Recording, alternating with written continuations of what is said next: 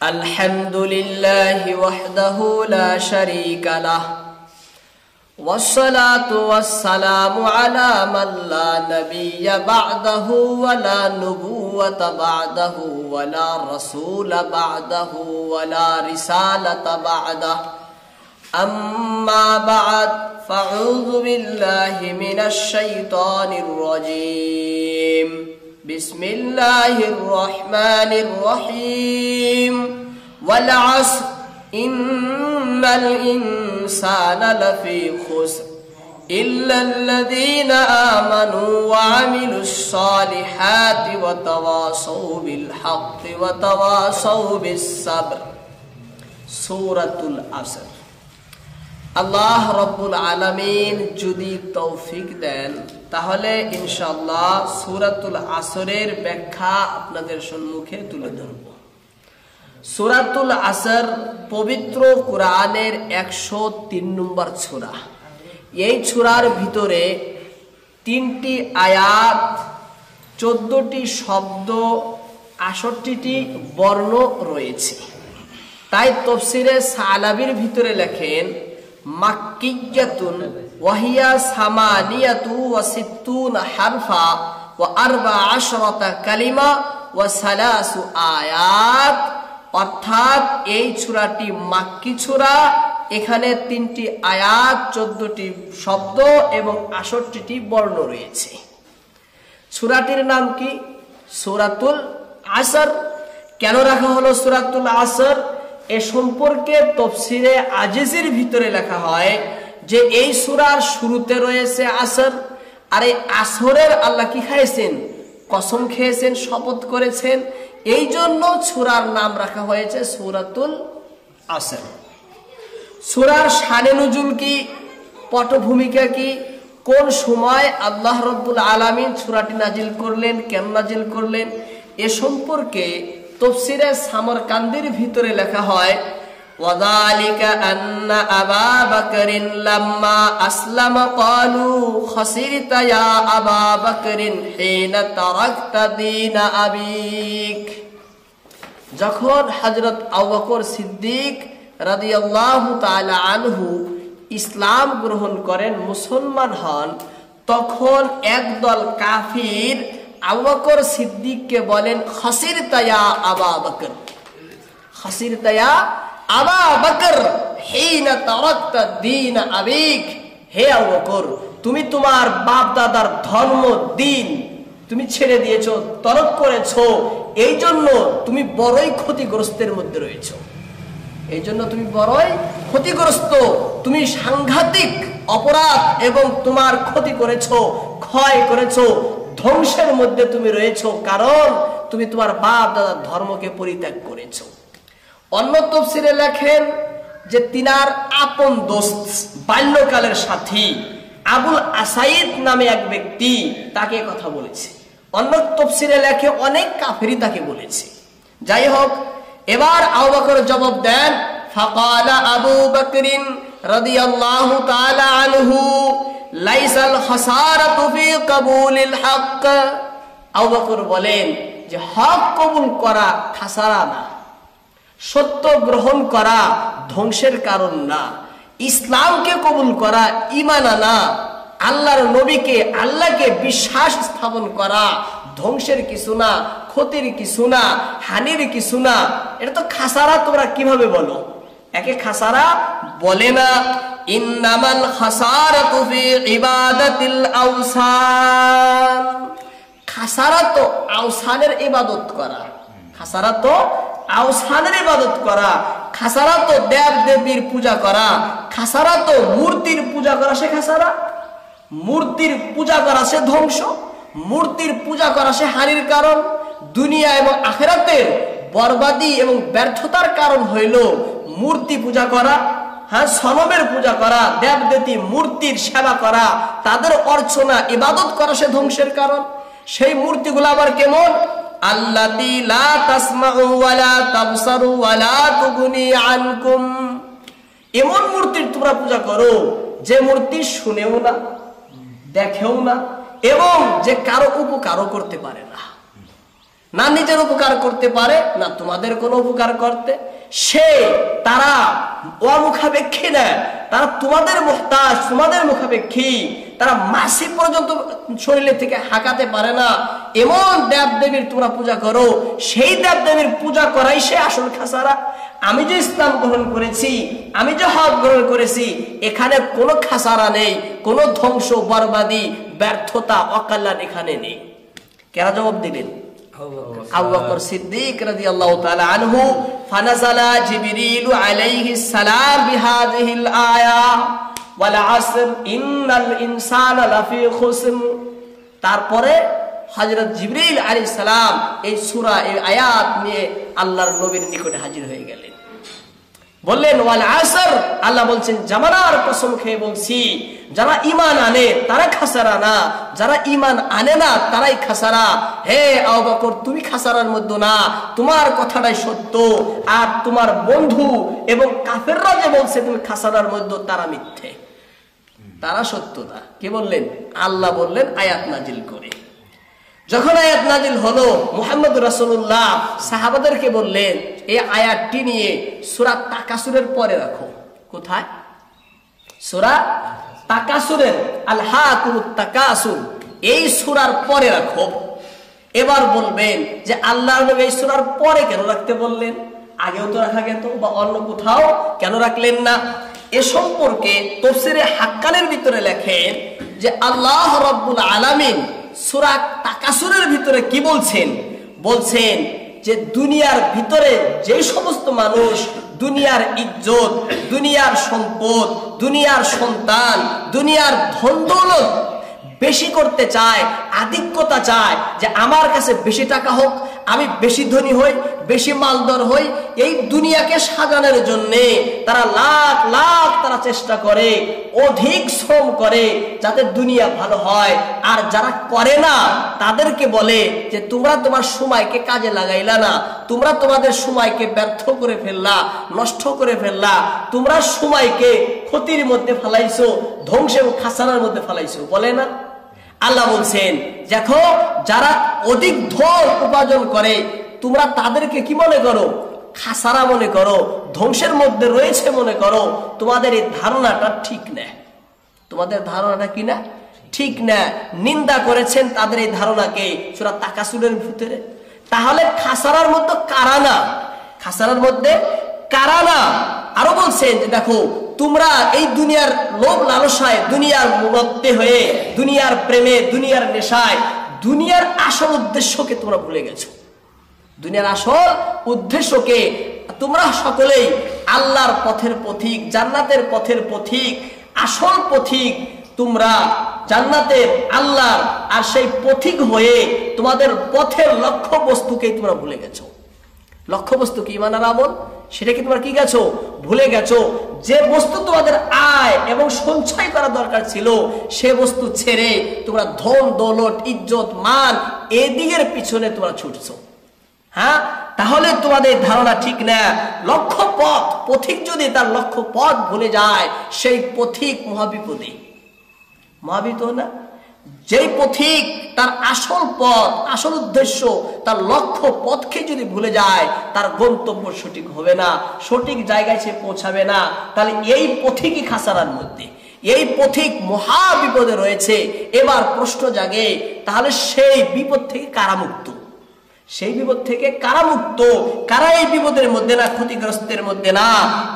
এটার জবাব, এই প্রশ্নের জবাব আল্লাহ তাআলা সূরা আসরের মধ্যে দিয়েছে, যে যাদের ভিতরে চারটি গুণ থাকবে, যারা চারটি কাজ করবে, যারা এই কাজগুলো করবে, তারা আসল পথিক, তারাই হকের সঠিক পথিক, তারাই জান্নাত এবং আল্লাহর পথের সঠিক পথিক। আর তারা খাসারার মধ্যে না, তারা ধ্বংসের মধ্যে না, তারা বিপদের মধ্যে তারা না। এই জন্য আল্লাহ রাব্বুল আলামিন আল্লাহর নবী আল্লাহর ইশারায় সূরা তাকাসুরের পরে সূরা আসর রেখে দিয়েছে। সূরা আসরের ভিতরে আল্লাহ তাআলা কি আলোচনা করেছেন? সূরা আসরের ভিতরে মূল আলোচনাটা কি, আলোচ্য বিষয় কি, এ সম্পর্কে পালনপুরী রাহমাতুল্লাহ আলাইহি হিদায়াতুল কোরআনের ভিতরে লেখেন যে আল্লাহ রাব্বুল আলামিন মানুষকে জীবন দিয়েছেন। এই জীবন হলো মানুষের কর্মস্থল, এই জীবন শেষ হওয়ার পরে আরেকটা জীবন রয়েছে, যাকে পরকাল বলে, তাই না? পরজীবন বলে। সেই জীবনের ভিতরে আমরা দুনিয়ায় কি করছি তার হিসাব হবে, সমস্ত কিছু সেখানে হিসাব হবে। হিসাব হওয়ার পরে সেই দিন কারা কামিয়াব হবে, কারা বিজয় হবে, কারা সফলতা অর্জন করবে, কারা জয়লাভ করবে, কারা জান্নাতে যাবে, কারা আল্লাহর প্রেমের পাত্র হবে, কারা আল্লাহর করুণা রহমের পাত্র হবে, জানা দরকার না? আর কারা ধ্বংস হবে সেই দিন, সেই দিন ফাইসলা হবে কি নিয়ে, কারা জান্নাতি হবে, কারা জাহান্নামী হবে, কোনগুলো গুণের প্রতি লক্ষ্য রেখে ভেষ্টবাসী হবে, আল্লাহর রহম দয়া করুণার পাত্র হবে, আর কোনগুলো বস্তু সামনে রাখা জাহান্নামী হবে, আল্লাহর গজব এবং শাস্তির পাত্র হবে, জানা দরকার না? এই বস্তুটাই আল্লাহ রাব্বুল আলামিন সূরা আসরের মধ্যে আলোচনা করেছে। কোথায় আলোচনা করেছেন? সূরা আসরের মধ্যে। প্রথমে আমি আপনাদের সম্মুখে সূরা আসরের সংক্ষিপ্ত তাফসীর তুলে ধরি, তারপরে এক একটা আয়াতের বিস্তারিত আলোচনা করব ইনশাআল্লাহ তাআলা। সংক্ষিপ্ত তাফসীর হলো, আল্লাহ রাব্বুল আলামিন সূরা আসরের ভিতরে একটা দাবি, সেই দাবির দলিল বর্ণনা করেছেন। কি করেছেন? একটা দাবি, দ্বিতীয় তার দলিল। তারপরে আল্লাহ তাআলা আলোচনা করেছেন যে সফলতা প্রাপ্ত লোক কারা, সফলতা প্রাপ্ত লোক কারা। দাবি কি হলো? দাবিটি হলো যে এই দুনিয়ার ভিতরে যত মানুষ তোমরা দেখো, সমস্ত মানুষই ধ্বংসের মধ্যে রয়েছে, সমস্ত মানুষই হানি এবং ক্ষয়ের মধ্যে রয়েছে, সকল মানুষই বিপদ মহা ক্ষতিগ্রস্তের মধ্যে রয়েছে। কেউ নিরাপদে নাই, কেউ আপদ থেকে বিপদ থেকে মুক্তি না, সকলেই ধ্বংসের পথে, সকলেই ধ্বংসের পথে। এটা আল্লাহ দাবি জানালেন। কি জানাইলেন? দাবি, যে সকলেই তোমরা কিসে রয়েছো? ধ্বংসের মধ্যে রয়েছো। আর সকলেই কেন ধ্বংস? কি জন্য? যে তোমাদেরকে যে অমূল্য সময়, অমূল্য আয়ু, হায়াত যে আল্লাহ দিয়েছেন, সেই হায়াতকে তোমরা কাজে লাগাওনি। যারা কাজে লাগায়নি, সময়কে কাজে লাগায়নি, তার আয়ু হায়াতকে যারা কাজে লাগায় নাই, এই সমস্ত লোক দুনিয়ার ভিতরে প্রকৃত ধ্বংস, এরাই আসল ক্ষতিগ্রস্ত। কে দাবি করলেন? আল্লাহ রাব্বুল আলামিন এটা দাবি করলেন। দাবির দলিল লাগবে না? দলিল দিলেন ওয়াল আসর। দলিল হলো জামানা, দলিল হলো যুগ, দলিল হলো সময়, দলিল এবং সাক্ষী হলো যুগের ইতিহাস, কালের ইতিহাস। সাক্ষী কি? আসর সাক্ষী না? আসর দলিল, ওয়াল আসর জামানা সাক্ষী, জামানা হলো দলিল। যেই জামানার ভিতরে, যাদের ভিতরে যারাই সময়কে কাজে লাগাইছে, যারা সময়কে সঠিক জায়গায় ব্যবহার করেছে, যারা সময়কে অপচয় অপব্যয় যারা করে নাই, তারাই সফলতা অর্জন করেছে। আর যারা সময়কে কাজে লাগাই নাই, তারাই ব্যর্থ হয়েছে। তারাই কি হয়েছে? ব্যর্থ হয়েছে। এর প্রমাণ হলো যুগ, এর প্রমাণ হলো জগতের ইতিহাস।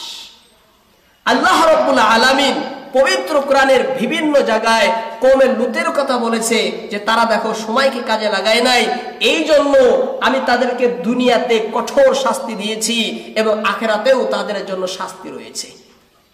হ্যাঁ, এই যে প্রত্যেক হযরতে নূহ আলাইহিস সালামের কওম, তারা সময়কে কাজে লাগাই নাই, অল্প কয়টা মানুষ ব্যতীত, যার জন্য আমি তাদেরকে দুনিয়াতেই কঠোর শাস্তি দিয়েছি। দেননি আল্লাহ তাআলা? যুগ সাক্ষী না সব? হ্যাঁ, এই সব যুগ সাক্ষী, জামানা সাক্ষী। শুধু আর অনেক আয়াতের ভিতরে অনেক জাতির কথা আল্লাহ তাআলা বলছেন যে দেখো এরা সময় কাজে লাগাই নাই, যার জন্য এদের দুনিয়াও ধ্বংস, আখিরাতেও ধ্বংস। দুনিয়ার ভিতরে আমি যন্ত্রণাদায়ক, লাঞ্ছনাদায়ক আযাব তাদেরকে দিয়েছি এবং আখিরাতেও এদেরকে কঠোর থেকে কঠোর শাস্তি আমি দেব, কঠোর থেকে কঠোর শাস্তি আমি তাদেরকে দেব।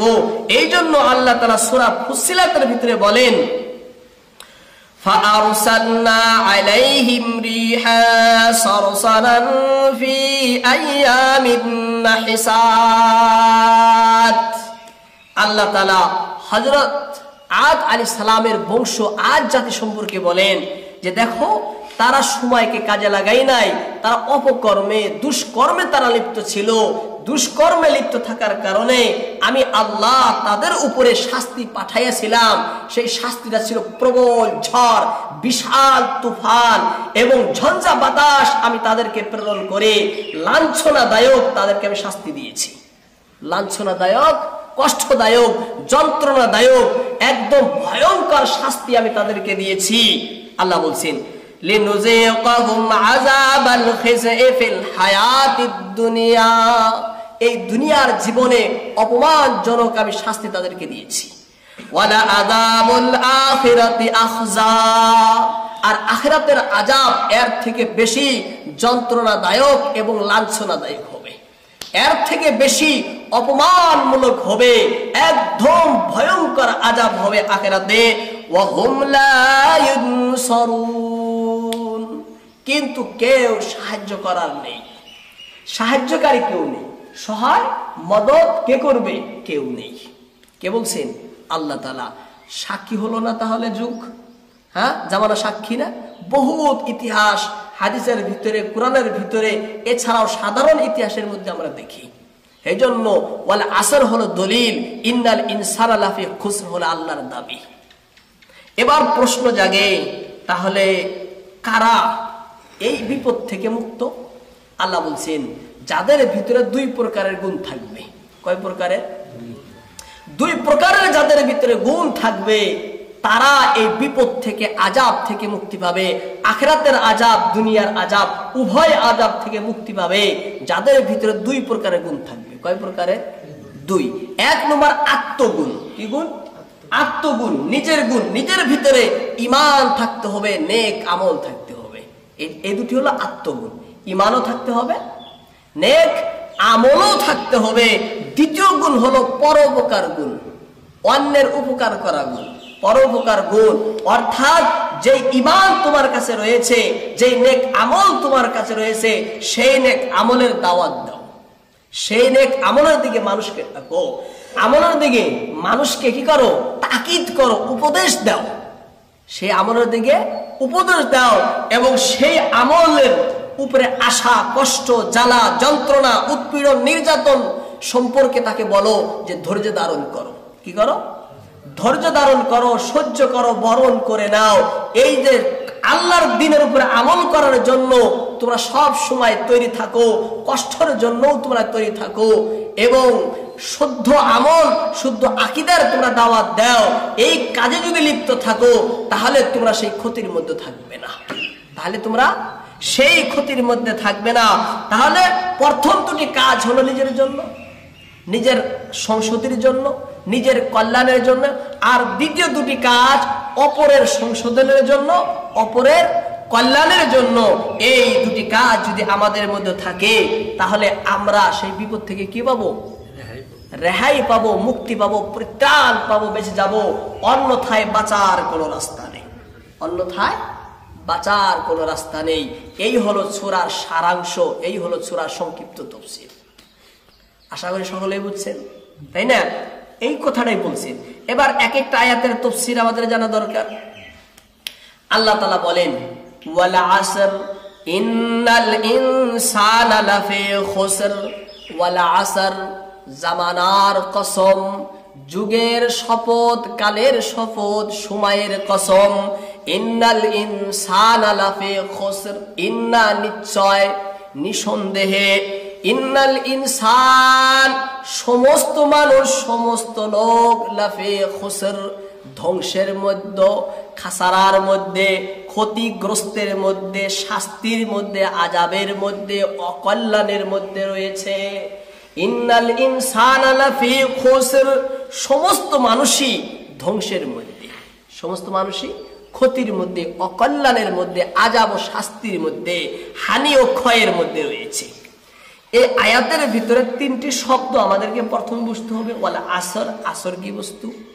ইন্নাল ইনসান, ইনসান দ্বারা এখানে উদ্দেশ্য কি?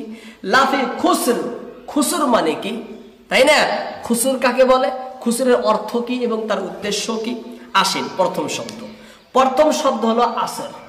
আসর শব্দের অর্থ সম্পর্কে তাফসীর ইবনে কাসিরের ভিতরে লেখেন আয-জামানুল্লাযী ইয়াকাউ ফীহি হারাকাতু বনি আদম মিন খায়রি ওয়া শারর। আসর বলা হয় সেই সময়কে যেই সময়ে মানুষে কল্যাণ এবং অকল্যাণের কাজ করে। যেই সময়, এই যে সময় যেটা কেউ নেক কাজও করে, কেউ গুনার কাজও করে, কেউ কল্যাণের কাজও করে, অকল্যাণেরও কাজ করে, করে না? এই সময়কে বলা হইতেছে আসর। সময়কে কি বলে? আসর বলে। তাফসীরে সাদের ভিতরে লেখেন হুয়াল লাইলু ওয়ান নাহার মাহাল্লু আফআলিল ইবাদি ওয়া আমালিহিম। বান্দা যে সমস্ত কাম আমল রাত ও দিনে করে, সেই রাত ও দিনকে বলা হয় আসর। রাত দিন উভয়কে কি বলা হয়? আসর বলে। যেই রাত ও দিনে বান্দায় নেক কামও করে, গুনার কামও করে, হ্যাঁ, নেক কাম গুনার কাম যাবতীয় কাম আমল যে রাত ও দিনের মধ্যে করে, সেই রাত ও দিনকে বলা হয় আসর। তাফসীরে ইবনুল জাওজির ভিতরে আসর সম্পর্কে 3টি মত পাওয়া যায়। কয়টি মত? 3টি। একটি ইবনে আব্বাস, ইবনে আসলাম, ইবনে কুতাইবা এবং ফাররা রাহিমাহুমুল্লাহ, তারা কি বলেন যে আসর বলা হয় দাহরকে, জামানাকে, যুগকে, কালকে, সমস্ত সময়কেই কি বলা হয়? আসর।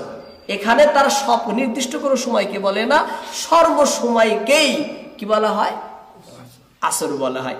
এর ভিতরে সেকেন্ডও রয়েছে, মিনিটও আছে, মুহূর্ত, পল এবং দিন, সপ্তাহ, মাস, বছর, যুগ, শতাব্দী সব এর মধ্যে রয়েছে। দাহার। আবার দ্বিতীয় মত হলো হাসান বসরি রহমতুল্লাহ আলাই, হযরত কাতাদা রহমতুল্লাহ আলাই, তারা বলেন এখানে আসর দ্বারা উদ্দেশ্য সূর্য ঢালা থেকে নিয়ে সূর্য ডুবার আগ পর্যন্ত সময়কে বলা হয় আসর। সূর্য ঢালা থেকে নিয়ে সূর্য ডুবে যাওয়া পর্যন্ত সময়কে কি বলে? আসর বলে। কে বলছেন? এরা বলছেন। 3 নম্বর হযরত মুকাতিল বলেন যে না, আসর দ্বারা উদ্দেশ্য এখানে সালাতুল আসর, আসরের নামাজ উদ্দেশ্য, সময় না, আসরের নামাজ উদ্দেশ্য, সালাতুল আসর উদ্দেশ্য। আরেকটি মত তাফসীরে আজিজের ভিতরে লেখেন এখানে আসর দ্বারা উদ্দেশ্য আমাদের নবীর সময়টাকে বলা হয়, অর্থাৎ যে সময়ে আমাদের নবী মুহাম্মদ রাসূলুল্লাহ সাল্লাল্লাহু আলাইহি ওয়াসাল্লাম ছিলেন সেই সময়কে কি বলে? আসর বলে। 4টি মত হলো না? হ্যাঁ। এবার 4টি মত মধ্যে আসলে বিশুদ্ধ প্রসিদ্ধ সমস্ত তাফসীরের ভিতরে প্রথম মতটি নিয়েছে যে আসর বলতে সমস্ত জামানা, সমস্ত কাল, সমস্ত যুগের উদ্দেশ্য। এই অর্থ নিলে বাকি সমস্ত অর্থই এর মধ্যে এসে যায়। আসে না? সব এর মধ্যে এসে যায়। সেই জন্য এই মতটাই বেশি প্রসিদ্ধ। ওয়ালা আসর অর্থ কি হবে তাহলে? সেই সময়ের কসম যেই সময়ে মানুষ নেক এবং বদ আমল করে, কল্যাণ ও অকল্যাণের কাজ করে। ওয়ালা আসর কসম সেই জামানার, কসম সেই দিনের, কসম সেই রাতের, যেই রাত দিনে বান্দা আমল করে খারাপ হোক আর ভালো। কসম সেই জামানার যেই সময় সূর্য যখন ঢেলে যায়, ঢলার পর থেকে সূর্য ডুবার আগ পর্যন্ত সময়ের কসম। কসম প্রিয় নবী মুহাম্মদ রাসূলুল্লাহ সাল্লাল্লাহু আলাইহি সাল্লামের জামানার। ওয়ালা আসর কসম নামাজে আসরের। তাই না? সব অর্থ হবে না? সব অর্থ এক, সব এর ভিতরে অন্তর্ভুক্ত, কোনটা ছাড়া নাই, সবটি এর ভিতরে রয়েছে।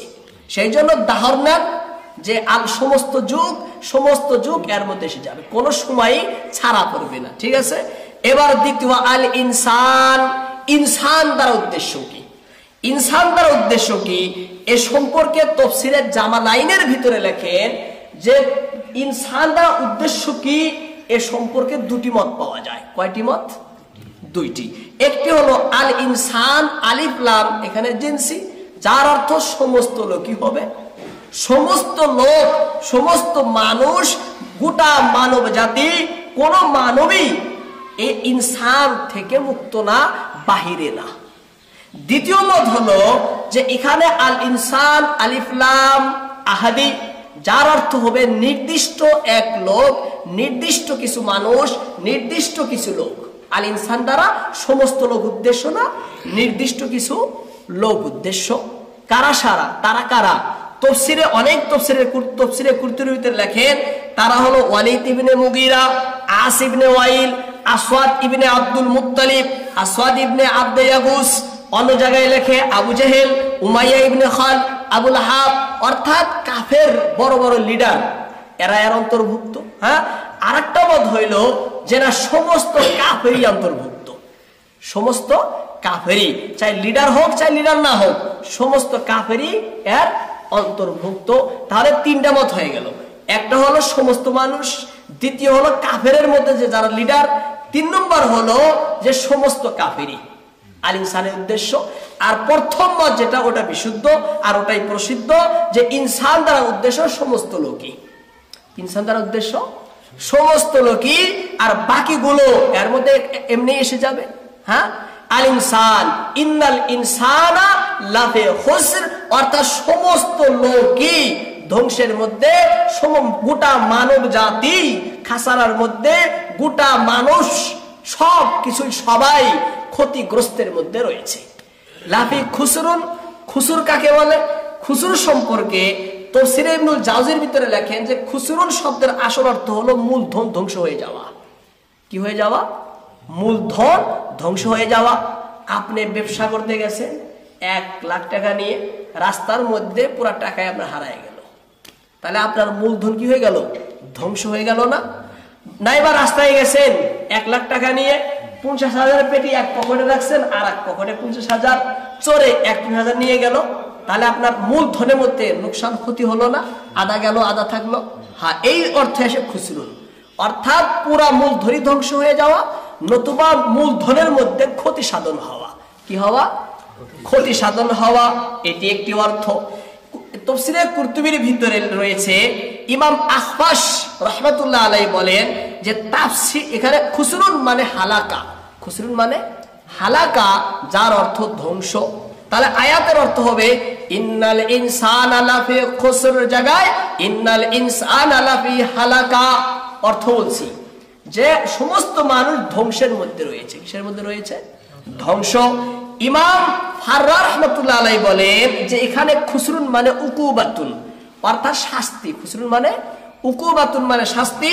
ইন্নাল ইনসানা লাফি উকুবাহ, সমস্ত মানুষ শাস্তির মধ্যে রয়েছে, বিপদের মধ্যে রয়েছে, আযাবের মধ্যে রয়েছে। ইমাম ইবনে যায়েদ রাহমাতুল্লাহ আলাইহি বলেন যে এখানে খুসরুন মানে শাররুন মানে ক্ষয় ক্ষতি, ওয়াকাল্লান অকুশল। তাহলে অর্থ হবে ইন্নাল ইনসানা লাফি শারর, সমস্ত মানুষই অকল্যাণের মধ্যে রয়েছে, সমস্ত মানুষই অকুশলের মধ্যে রয়েছে, সমস্ত মানুষই অকল্যাণ অকুশল হানি এবং ক্ষয়ের মধ্যে রয়েছে। ওয়ালা আসর ইন্নাল ইনসানা লাফি খুসর, শপথ কাল ও যুগের, নিশ্চয় মানুষ ক্ষতিগ্রস্ত। অর্থাৎ শপথ সেই কালের যে কালে মানুষ জীবিত থাকে এবং জীবন পায়, এবং মানুষের এই জীবন ও তার আয়ুষ্কাল তার অমূল্য পুঁজি, অমূল্য সম্পদ। সম্পদ না, মানুষের এই যে সময় যে আল্লাহ দিচ্ছেন অমূল্য সম্পদ না? এই অমূল্য সম্পদ আল্লাহ কেন দিচ্ছেন? ঈমান ও আমলের বাণিজ্য করার জন্য, ঈমান ও আমলের বাণিজ্য করার জন্য। আমরা সকলে মানুষ, এই মানুষের দুনিয়ার ভিতরে মূলধন, আসল পুঁজি, আসল সম্ভব হলো সময়, আসল সম্বল হলো হায়াত, মূল পুঁজি হইল আয়ুষ্কাল, তাই না? এই আয়ুষ্কাল কেন দিছেন? আল্লাযী খালাকাল মাউতা ওয়াল হায়া লিয়াবলুয়াকুম আইয়ুকুম আহসানু আমালা। সূরা মুলকে আছে না? আল্লাহ জীবন এবং মরণ এই জন্য দিয়েছেন, আল্লাহ দেখতে চান তোমাদের ভিতরে কে উত্তম আমল করতে পারে। কি করতে পারে? উত্তম আমল। উত্তম আমল তখন হবে যখন ঈমান থাকবে। ঈমান নেই, আমলের কোনো মূল্য নেই। হ্যাঁ, তাহলে সেখানে ঈমানও আছে না? তাহলে আল্লাহ বলছেন তোমাদের জীবন মরণের উদ্দেশ্যই হলো কি? ঈমান আর আমল। ঈমান আর আমল তোমাদের জীবনের উদ্দেশ্যই। এই যে হায়াত, এই যে জীবন, এই যে আয়ু আমাদেরকে দিয়েছেন, এটা কেন দিয়েছেন? ব্যবসা করার জন্য ঈমান আর আমলের, ব্যবসা করার জন্য ঈমান আর আমলের। আল্লাহ দেখতে চান কারা এই দুনিয়ার পরিবর্তে আখিরাতকে ক্রয় করে নেয়, কারা এই দুনিয়ার বদলায় জান্নাতকে কিনে নেয়, কারা এই দুনিয়ার জীবনের পরিবর্তে আখিরাতের সুখময় শান্তিময় আরামদায়ক জীবনকে ক্রয় করে। এটাই তো আল্লাহ দেখতে চান। সেটাই আল্লাহ বলছেন যে আল্লাহ তোমাদেরকে ঈমান ও আমলের বাণিজ্য করার জন্য এই পুঁজি দিয়েছে। আর সেই পুঁজি কেমন জানো? এই পুঁজি হলো ক্ষয়শীল বরফের ন্যায়। বরফ যেমন গলে গলে শেষ হয়ে যায়, তোমাদের এই জীবন তেমন গলে গলে কি হয়? শেষ হয়ে যায়। মানুষ ঈমান আমলের পরিবর্তে যদি মন্দ কিছু ক্রয় করে অথবা কিছুই ক্রয় না করে, তাহলে সেই মহা বিপদে সে ব্যবসায়ী মহা ক্ষতির মধ্যে রয়েছে। মূলধন দেওয়া হয়েছে, কোনো কিছুই ক্রয় করেনি, অথবা ক্রয় করেছে যে ব্যবসা যেটা লাভদায়ক যেটা বস্তু হবে সেটা ক্রয় না করে ক্ষতিদায়ক বস্তুকে ক্রয় করে, তাহলে এই ব্যবসায়ী ব্যর্থ ব্যবসায়ী, এই ব্যবসায়ী বিফল ব্যবসায়ী, এ কোনোদিনও জয় লাভ করতে পারবে না, উন্নতি সাধন করতে পারবে না, তার ব্যবসার মধ্যে সে উন্নতি লাভ করতে পারবে না। পারবে? সেটাই বলছে ওয়াল আসর ইন্নাল ইনসানা লাফি খুসর। হে জামানার কসম, সমস্ত মানুষই ধ্বংসের ভিতরে, ওই সমস্ত লোক ক্ষতির ভিতরে যারা তার সময়কে অপচয় করেছে, ব্যর্থ নিষ্ফল বেকার করে দিয়েছে, ঈমান আমল ক্রয় করেনি, ঈমান আমলের বাণিজ্য করেনি, এই সমস্ত মানুষই ব্যর্থ, সমস্ত মানুষই নাকাম। বরফের ন্যায় হায়াত, বরফের ন্যায় আয়ু, দিন যায় বলে যায়, এক একটা সেকেন্ডে এক একটা মুহূর্তে সময় চলে যাচ্ছে না। এই জন্য বলেন হায়াতুকা আনফাসুন তুআদ্দু ফাকুল্লামা মাযা নাফাসুম মিনহান তাকাসাত বিহি জুজা। তোমার জীবন কতিপয় গণনাযোগ্য শ্বাস প্রশ্বাসের নাম, যখন তার মধ্যে থেকে এক শ্বাস চলে যায় তখন মানুষের জীবনের এক অংশ ফুরাইয়া যায়, নিঃশেষ হয়ে যায়। তাই না? কয়েকটা মানুষের জীবন কাকে বলে? কয়েকটা শ্বাসের সমন্বয়ের মানুষ না? মানুষের ভিতরে কয়েকটা শ্বাস নিঃশ্বাস প্রশ্বাস রয়েছে। এক একটা শ্বাস যখন চলে যাচ্ছে তাহলে আমার জীবনে এক একটা অংশ শেষ হয়ে যাচ্ছে। তাই না? 60 বছর 70 বছর, এখানে কয়েকটা শ্বাস প্রশ্বাস রয়েছে, গণনাযোগ্য, গণনা করা যায় এমন কিছু শ্বাস প্রশ্বাস রয়েছে। এক একটা শ্বাস চলে যাচ্ছে মানে আমার জীবনের এক একটা সময় এক একটা অংশ নিঃশেষ হয়ে যাচ্ছে, শেষ হয়ে যাচ্ছে।